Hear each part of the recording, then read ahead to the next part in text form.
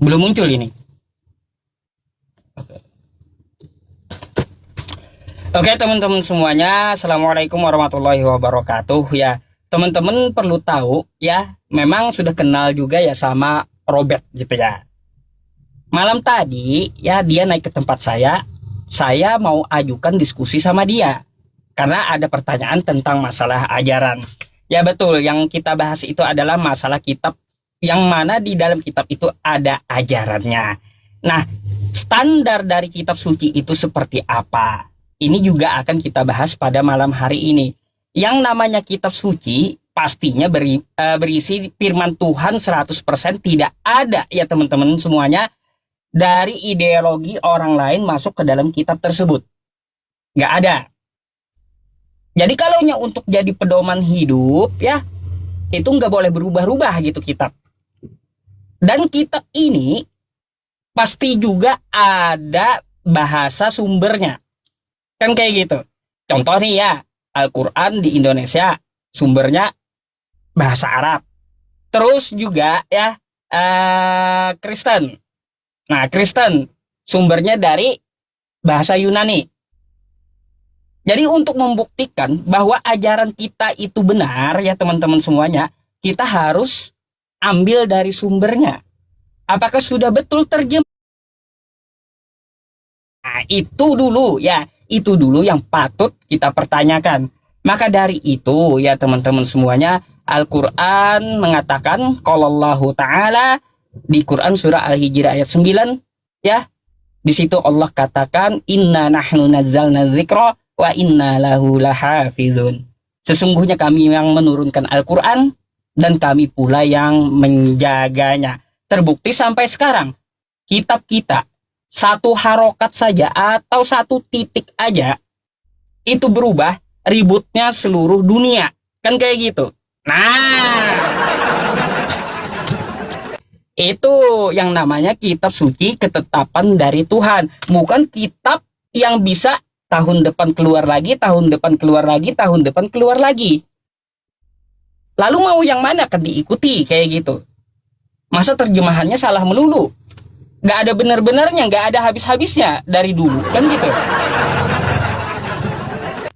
Nah, jadi untuk masalah kitab suci ini ya teman-teman kita semuanya, dari Al-Quran. Al-Quran bagaimana proses penurunannya? Ya jelas ya, Al-Quran adalah wahyu Allah yang disampaikan melalui malaikat Jibril kepada Nabi Muhammad SAW yang dituliskan oleh Zaid bin Sabit.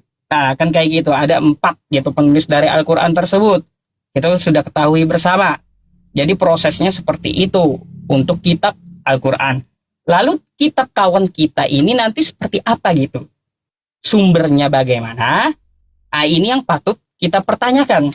Tapi kalau untuk masalah prolog atau opening ini ya teman-teman, saya tidak mengajukan sebuah pertanyaan dulu. Karena apa? Karena dia dulu yang nanya, karena dia yang buka. Jadi itulah kawan-kawan semuanya, mari kita bedah kitab pada malam hari ini. Bagaimana sih ajarannya? Bagaimana sih ya yang terkandung di dalamnya? Itu yang perlu kita pelajari malam hari ini. Ya, jadi teman-teman, gak ada Al-Quran itu gedebuk turun bukunya dari langit. Ada yang berpahaman kayak gitu? Gak ada ya. Dari kawan kita Kristen, mereka mikir munculnya Al-Quran turun dari langit bukunya. Enggak. Itu ya teman-teman, ada sejarah dari Al-Quran. Al-Quran yang asli kan juga tanpa harokatnya. Ilmu harokat, ilmu tajwid kan itu ditemukan setelah Rasulullah SAW. Maka dari itu teman-teman, mari kita kupas gitu ya. Kita kupas. Yang namanya sebuah kitab pasti ada sumbernya. Saya mau mengupas tentang masalah kebenaran ini dari sumber gitu. Kebenaran ini dari sumber, bukan dari bacot doang atau omong-omong doang, kan gitu. Sebenarnya kalau saya mau nanya ya teman-teman semuanya, nanti dulu dah. Saya mau lihat dulu pertanyaan Robert seperti apa. Saya sesi 2 aja nanti nanyanya ya. Oke, mungkin itu dulu cukup ya teman-teman untuk prolognya, dan saksikanlah diskusi ini. Thank you.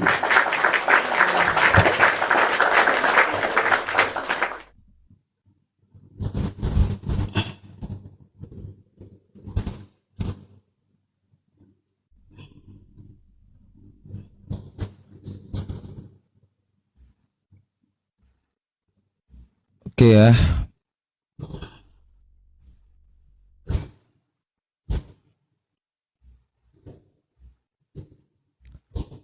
Oke ya, tadi kita udah dengar dari Yusuf ya terkait dengan Al-Quran yang sumbernya ideologinya itu harus jelas ya. Surah atau apapun yang dilakukan di dalam Al-Quran itu merupakan sumber-sumbernya harus jelas, dari mana, siapa yang menulis ya, siapa yang melakukan penulisannya juga harus jelas. Dan kalau kita lihat apa yang dikatakan tadi, ada ideologi dan sumbernya ya, tentu dari Allah ya.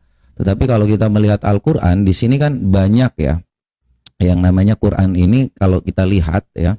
Dan Al-Qur'an sendiri tadi sempat disinggung ya bahwa ada yang namanya penerjemahan ya. Penerjemahan Al-Qur'an itu juga berubah-berubah ya. Kalau kita lihat dalam NU Online, ini kita baca ya, supaya teman-teman juga harus ngerti tentang terjemahan yang berubah-berubah itu pasti ya ada di dalam Quran juga. Nah, Muklis Hanafi teks Al-Quran tetap terjemahannya bisa berubah. Ya begitu juga dengan kekristenan. Nah, kalau Al-Quran ini dalam pemberian pemahaman kepada masyarakat awam, kementerian ya menerbitkan Al-Quran tahun 2019, saat ini edisi 2019. Nah, jadi kalau teman-teman baca di sini oleh Kementerian Terjemahan Al-Quran itu juga berubah, mengalami penyempurnaan beberapa kali. Jadi kita juga mengetahui bahwa Al-Quran dalam terjemahannya juga selalu berubah ya. Jadi bukan berarti bahwa dia pakai terjemahan lama sampai hari ini ejaan lama. Contohnya terjemahan lama itu seperti kata Jumat, dulu kan ditulis DJOEMAT gitu kan. Nah sekarang sudah ada perubahan ya, itulah yang namanya perubahan dalam terjemahan. Tetapi apakah pernah berubah? Ya kita tidak tahu juga, karena hal-hal ini ya ada juga perbedaan antara Quran harf, wars ya, dan itu yang dipahami di Indonesia itu kan Quran versi hafs atau wars, saya juga nggak tahu, tetapi wars itu lebih di Maroko ya, karena memang terjemahannya ada perbedaan ya terkait dengan qiraatnya atau apapun itu, seperti yang Ustadz Yusuf tadi sudah bilang bahwa perbedaan-perbedaannya pada harokatnya. Dan tidak pernah saya melihat juga ya kalau seandainya manuskrip Al-Quran itu dibuka secara online, tidak pernah. Makanya saya juga agak heran. Dan kalau tentang bacaan Quran itu entah dapatkan dari mana sumbernya bahwa harus dibaca seperti itu. Tetapi saya juga pernah mendengar sih ya apa yang dikatakan Muhammad terkait dengan bacaan-bacaan ya. Jadi kalau mendengarkan segala sesuatu yang namanya tentang Quran atau dinyanyikan itu kayaknya harus ada sihir-sihir indah. Coba kalau kita baca ya, mungkin apakah itu berpengaruh ya dengan sihir-sihir indah ini. Kita baca dalam Musnad Ahmad 2909 ya. Jadi di sini dikatakan Nabi Shallallahu Alaihi Wasallam bersabda, sesungguhnya antara susunan kata yang indah terdapat apa yang disebut sihir. Jadi apakah ini harus yang namanya disebut sihir-sihir, dan sesungguhnya di antara syair yang ada mengandung hukum. Jadi apakah di dalam Quran ini ya, karena dia harus punya syair-syair, contohnya qalla gitu kan, itu harus dibaca supaya indah, supaya yang namanya menimbulkan yang namanya sihir-sihir. Ya ini masih kita pertanyakan teman-teman semua. Ya, dan kemudian kalau kita juga baca di dalam Quran ya, karena selain ada sihir juga ada juga sumber-sumbernya itu dari jin. Ya, kalau kita baca ya, dan secara hal yang namanya surah jin di surah 72 ini, kalau teman-teman tahu, ini kan ada surah jin juga.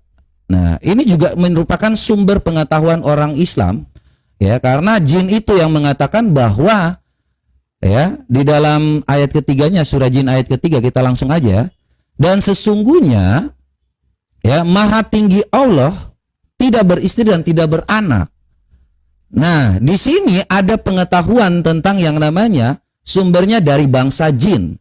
Nah yang lebih eloknya lagi, bangsa jin ini tidak mau menginginkan yang namanya mereka itu yang namanya bersih tinja dengan kotoran binatang. Nah, saya ingin tanya sama Pak Ustadz, Ini kotoran binatang nggak boleh dipakai untuk cebok. Ya, tetapi dalam ajaran Islam, kenapa kencing onta itu dalam ajaran Islam ya, ini kan hadis dan Quran, itu bisa untuk diminum, sedangkan bersih tinja itu nggak boleh diminum. Saya ingin tanya itu aja sih. Ini kan tergantung dengan ajaran Islam juga ya dalam kitab Abu Daud. Silakan.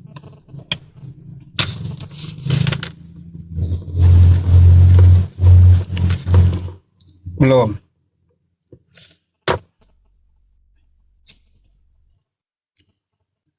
Oke ya teman-teman semuanya, selama 5 menit saya dengarkan ya tahu sih ya arahnya kemana, kan kayak gitu. Saya berkewajiban dulu menjawab untuk masalah Al-Qur'annya ya. Al-Qur'an itu bukan syair. Nah, itu terdapat di dalam Quran surah nih ya, wa ma 'allamnahu syi'ra wa ma yanbaghi lah in huwa illa dzikru wa qur'anum mubin. Dan kami tidak mengajarkan syair kepadanya Muhammad. Dan bersyair itu tidaklah layak. Baginya Al-Quran itu tidak lain hanyalah pelajaran dan kitab yang memberikan penerangan. Oke? Jadi Al-Quran itu bukan tuduhan Anda seperti syair tadi. Terus yang kedua, tentang permasalahan masalah minum kencing unta. Pertama-tama kita harus ketahui ya kawan-kawan, tidak ada diperintahkan di hadis kita itu minum kencing unta. Nggak ada. Nggak ada sama sekali. Coba kalau kita lihat sejarahnya. Itu kan dari suku Urana yang meminta pengobatan tradisional gitu. Jadi kencing unta ini bukan diperintahkan kepada muslim, tapi diperintahkan kepada orang kafir yang meminta kepada Nabi tadi. Biar kau tahu kan gitu. Nah, kalau untuk masalah urusan kencing-kencing, bet, aku mau tanya, bet. Nih ya, dalam 2 raja-raja, 18 nomor 27, kita baca dulu ya. 2 raja-raja ya teman-teman. Bentar.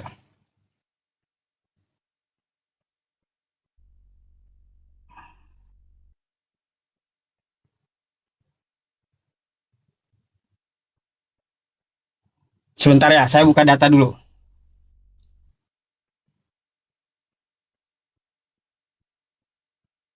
Nih. Coba, kalau untuk masalah kencing-kencing ini saya demen, bet. Ya, nih. 2 Raja-Raja 18 nomor 27. Tetapi juru minuman agung itu berkata kepada mereka, adakah tuanku mengutus aku untuk mengucapkan perkataan-perkataan ini hanya kepada tuanmu atau kepadamu saja? Bukankah juga kepada orang yang duduk di atas tembok, yang makan nya tuh ya, dan minum air kencingnya bersama-sama dengan kamu? Kira-kira kawan kita Robert ini udah minum kencingnya sendiri nggak ya? Karena minum kencing sendiri itu ada tertulis di kitab Robert ya kawan-kawan. Ya, semoga aja ya dia bisa mengikuti seluruh isi kitabnya, yaitu makan tai sendiri dan kencing sendiri. Kan kayak gitu. Coba tolong dijelaskan ya. Atau Anda bisa tanya balik sama saya ya tentang masalah khasiat kencing unta. Nggak apa-apa. Ini kita pilih-pilih aja nih ya, kita pilih-pilih aja. Kalau saya suguhkan 2 hal, 1 kencing unta, 1 kencingmu sendiri di jus mu sendiri, ya, kau pilih mana? Oke, ya bet ya, kau pilih mana? Mau minum kencingmu sendiri kah, atau kencing unta? Saya mau tahu deh, apa ya tanggapan Robert tentang masalah yang tertulis di kitabnya. Saya nggak bicara perikopnya, kan kayak gitu. Yang namanya masuk kitab berarti ini adalah sebuah pelajaran, ya. Pelajaran atau intisari yang diambil dari kitab tersebut. Jadi di sini bisa juga untuk diamalkan. Nah, kalau kawan-kawan kita mempunyai kitab seperti ini, apakah sudah ya Anda meminum kencing Anda dan Anda sendiri dulu gitu ya? Terus untuk masalah kitab itu kata Robert langsung menyaksikan. Para saksinya di mana, Bet? Coba kau buka Lukas 1:1-3. Sejak kapan Lukas menyaksikan luntang-lantung dengan Yesus dia hidup?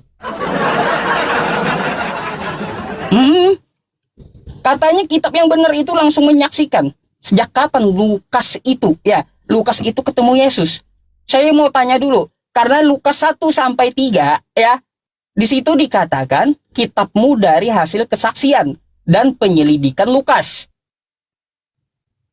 Sejak kapan? Ya, ini saya catat nih. Lukas langsung menyaksikan. Ya, penulis-penulis kitab itu, kata Robert, heran saya, langsung menyaksikan. Nah, makanya saya trigger di poin ini gitu. Silakan.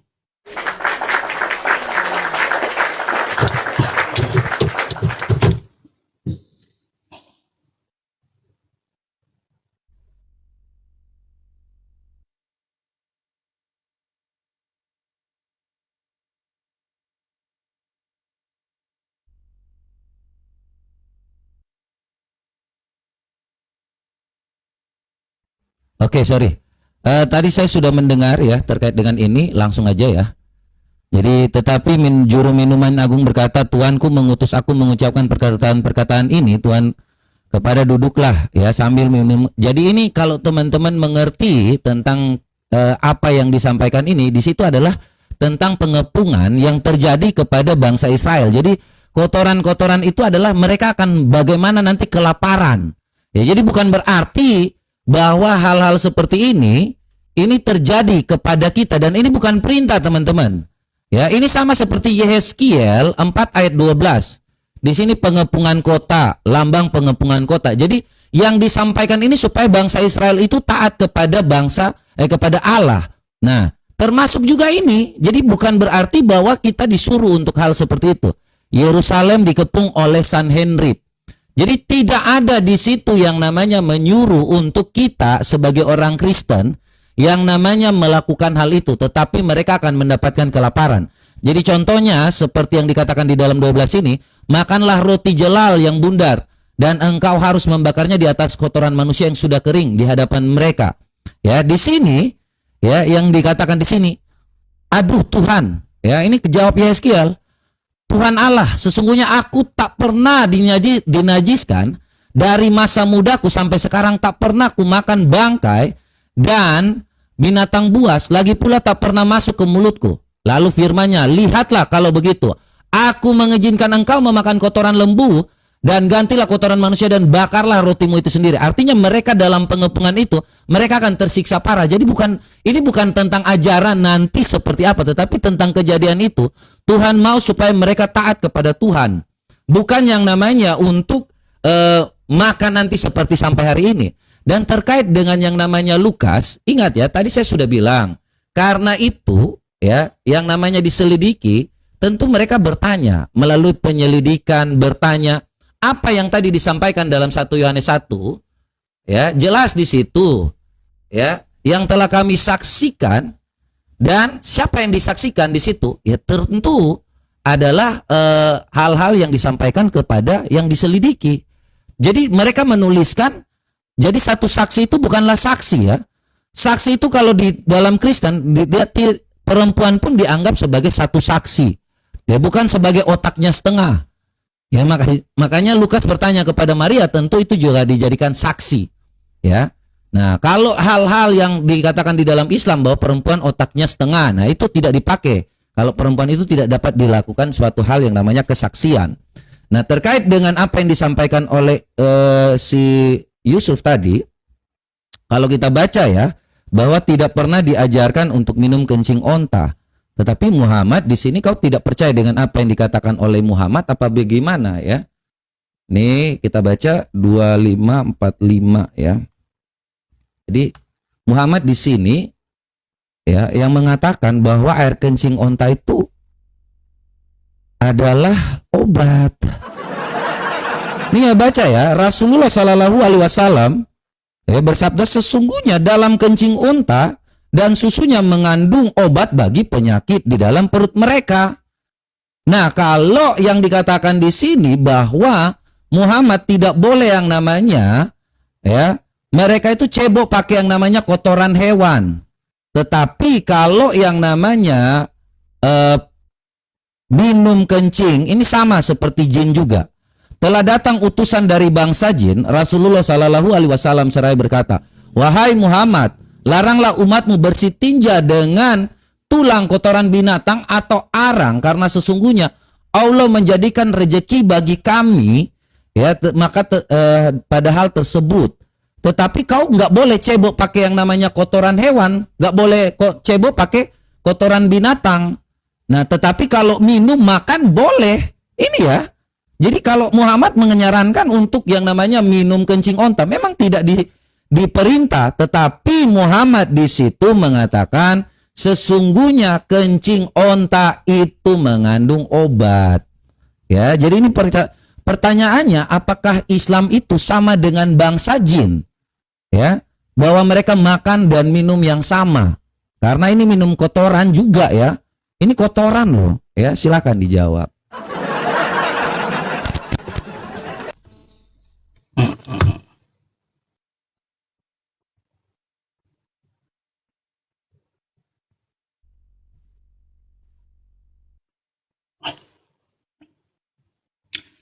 Oke, teman-teman semuanya. Ya, kita jawab dulu tentang masalah kencing unta. Dan diakui Robert, itu bukan perintah ke muslim.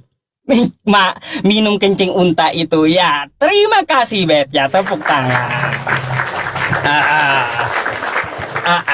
Tidak ada perintahnya. Nah, itu kan kau tahu, ya.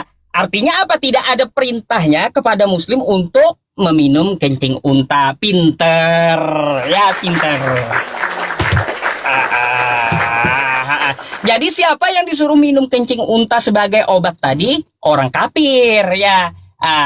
Makanya saya kemarin tuh di Mekah mau cari kencing unta buat kalian semua gitu. Saya kasih ke Kristen kencing untanya. Masalahnya gitu kemarin tuh. Ya, itu Bet ya. Tadi kau kesana kemari menjelaskan masalah sejarahnya, ya, sejarahnya masalah kencing di kencing jus tadi dah, ya, jus tadi. Ngapain kau pandang kitab orang sedangkan di kitabmu lebih seram gitu loh. Sama, kencing unta tidak ada perintah. Ini pun juru minuman agung itu kan cerita. Sama hadis itu juga cerita gitu.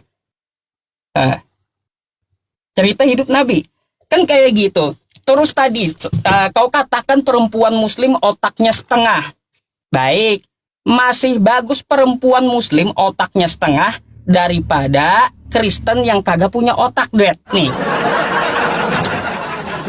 Nih, coba kau buka dulu kitab kau ya. Di Yeremia 4 nomor 22 ya, di situ dikatakan sungguh bodohlah umatku itu. Mereka tidak mengenal aku. Mereka adalah anak-anak tolol dan tidak kegeser.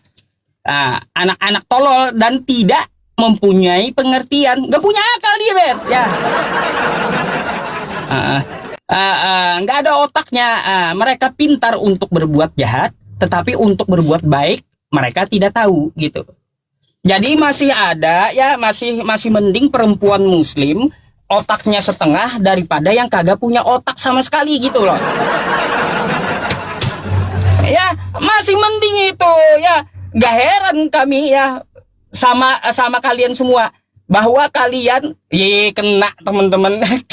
Langsung kena saya. Aduh. Iya. Kayak gitu ya, teman-teman semuanya.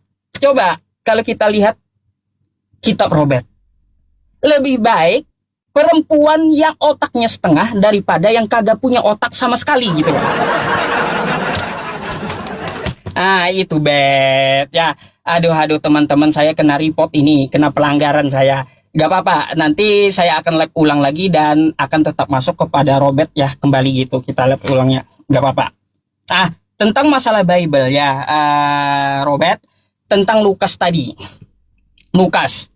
Berarti Lukas tidak menyaksikan langsung kejadiannya, Bet, ya. Itu Tidak menyaksikan langsung Lukasnya. Kata kau, kitab kau itu ya adalah kebenaran yang langsung disaksikan katanya oleh para saksi. Itu ya, itu opening darimu. Di seluruh Alkitab kamu itu langsung menyaksikan gitu. Makanya saya bawa Lukas 1 sampai 3. Lukas tidak menyaksikan langsung, tidak hidup dengan Yesus. Lalu kau bilang narasimu langsung menyaksikan langsung menyaksikan. Kapan Yesus luntang-lantung dengan Lukas? Dari 12 murid Yesus itu aja tidak ada Lukas. Gitu. Coba kau pertanggungjawabkan narasimu sendiri dulu gitu. Ya, narasimu sendiri yang salah gitu. Kamu mengatakan langsung menyaksikan ya. Aduh, berarti melihat dengan kepala ya, dengan matanya sendiri kan? Tertulis di kitabmu itu. Coba kasih yang benar gitu pemahaman untuk kami. Bagaimana sih kitab kamu itu? Ya Bet ya. Gitu. Saya mau tahu jawabannya dulu dan ini teman-teman semuanya gini. Saya izin ulang untuk live-nya ya. Bentar. Oke? Oke. Nanti diulang aja dulu. Oke.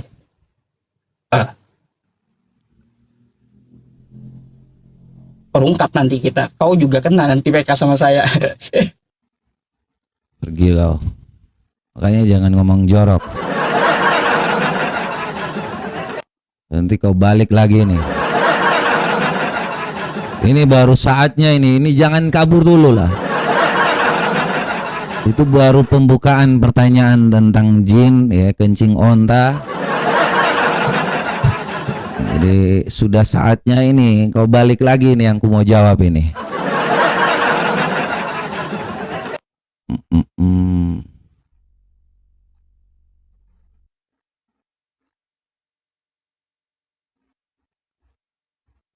Nanti kita sabar menunggu ya teman-teman.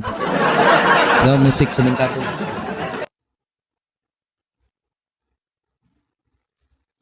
Oke ya, satu lagu dulu ya sambil menunggu Yusuf, teman-teman semua. Kita satu lagu dulu supaya santai-santai dulu ya, supaya jangan sampai hilang momentumnya.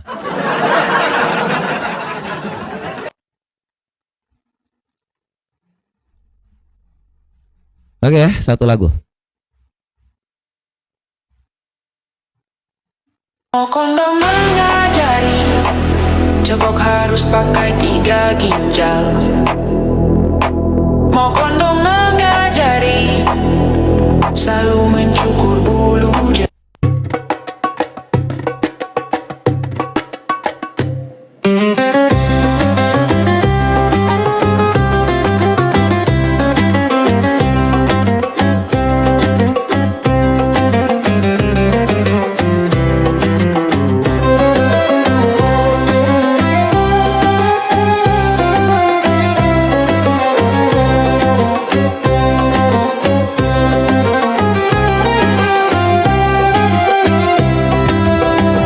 Mokondo mengajari, cebok harus pakai batu.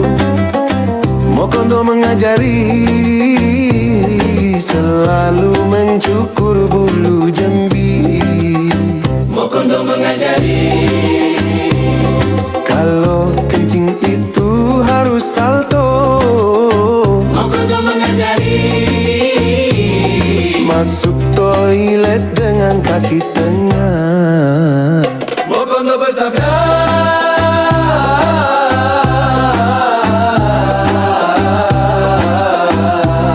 sesungguhnya umat Mokondo adalah umat yang buta huruf.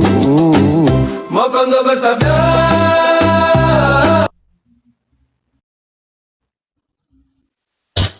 Mau panasin lagi? Nggak usah, Atau nggak langsung usah. aja. Langsung aja. Oke.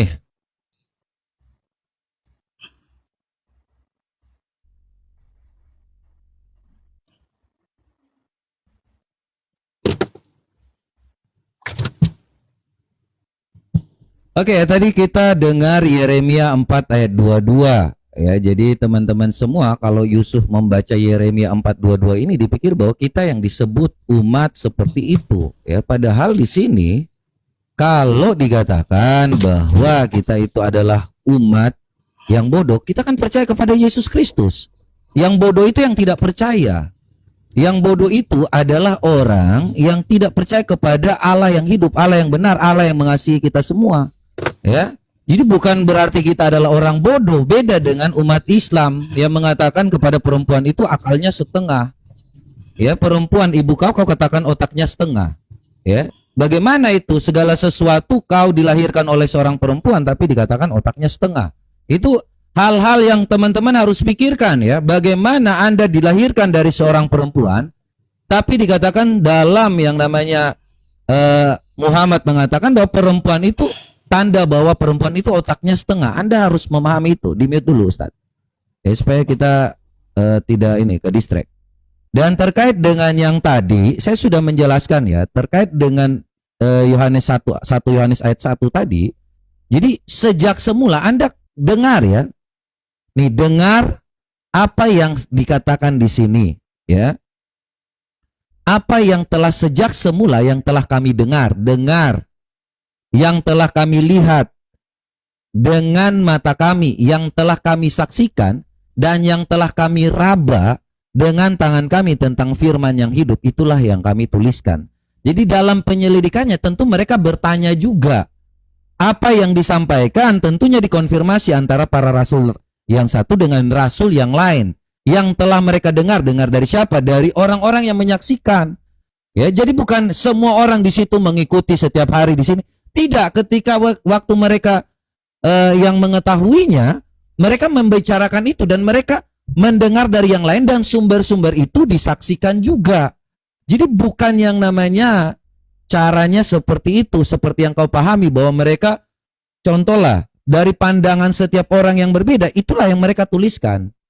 Dan apa yang mereka lihat, itu juga mereka tuliskan.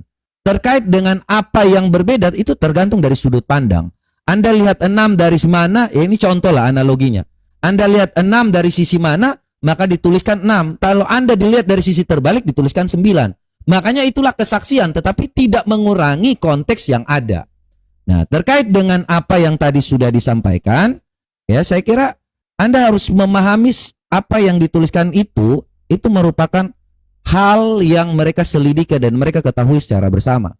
Nah, kalau Anda tadi mengatakan bahwa di dalam, kembali lagi ya, di dalam kencing onta itu tidak dianjurkan. Kau bilang bagi orang kafir, kau ini ajaran Islam apa gimana sih? Ini memang tidak diperintahkan tetapi dianjurkan. Kalau kau kemarin sakit-sakit, seharusnya kau minum kencing onta. Ini Ustadz bagi orang sakit, saya tidak bilang bahwa lo bagi orang yang nggak sakit ya jangan minum kencing, anjuran. Tolong memahami perkataan Nabi itu, saya nggak pernah bilang bahwa ini perintah.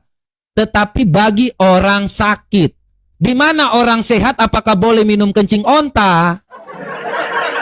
Ya terserah kaulah, kau yang sakit. Makanya kau cari itu kencing onta ketika kau sakit, bukan perintah ketika waktu kau sehat.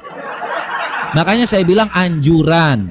Nah, itu sama yang dilakukan oleh yang namanya bangsa jin.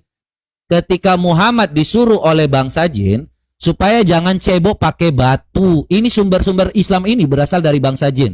Telah datang nih, wahai Muhammad, ini perintah bangsa jin kepada Muhammad. Wahai Muhammad, laranglah umatmu bersetinja dengan kotoran tulang, kotoran binatang atau tulang. Jadi ini perintah bangsa jin kepada Muhammad. Makanya tadi pertanyaan saya, apakah umat Islam itu bersama-sama juga dengan bangsa jin adalah Islam?